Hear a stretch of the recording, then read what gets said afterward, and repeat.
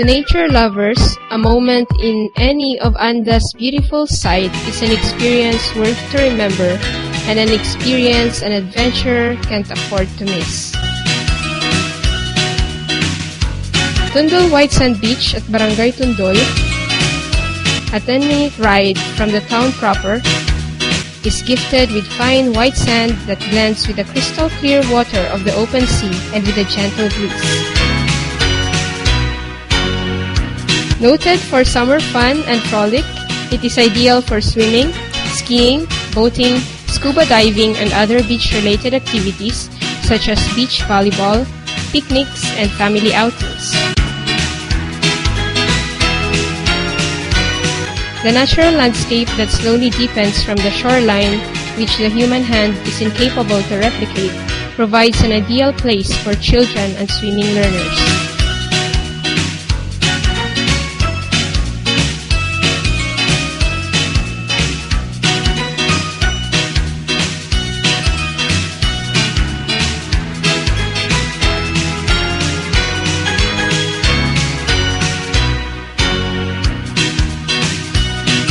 Forey Island.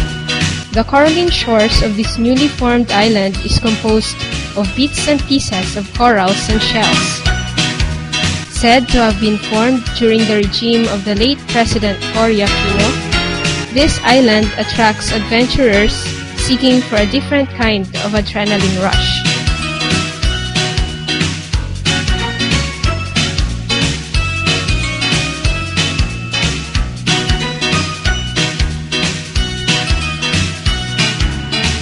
Panakalan Island.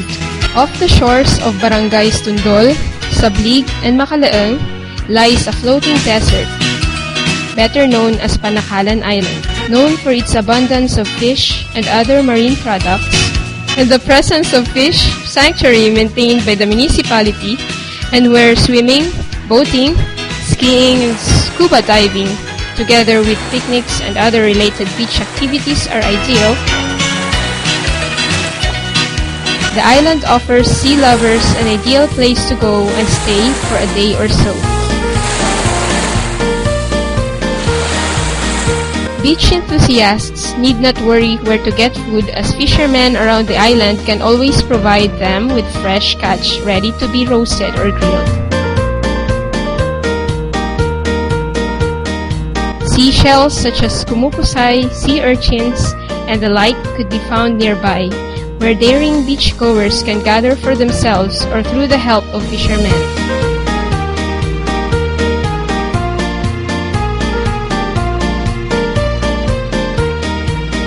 The island could be reached by way of motorboat ride from the shores of Barangay Sablig, Tundol, or Macalaeng as the nearest jump-off points, but others may opt to hire motorboats from any part of the island or even at Barangay Lukap in Alaminos City. Tanduyong Island. A few hundred meters northeast of Tundol White Sand Beach is the Tanduyong Island. The island could be reached either by way of a 5-minute motorboat ride, a 15-minute bamboo raft ride, or a walk through the shallow parts of the beach.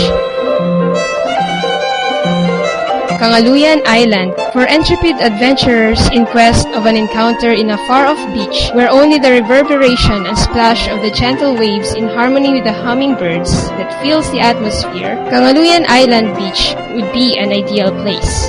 There, one is free to do everything good for an overnight stay or day of beach activities with amenities available from natural vegetation and wildlife both on land and sea.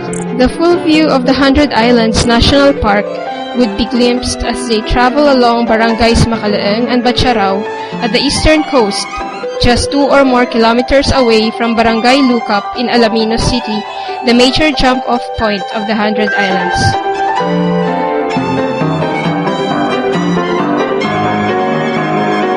Along the long, irregular, stretched shoreline of the island are some vast areas planted with mangrove trees that provide protection from erosion during rainy days and from the ebb tide of the sea water.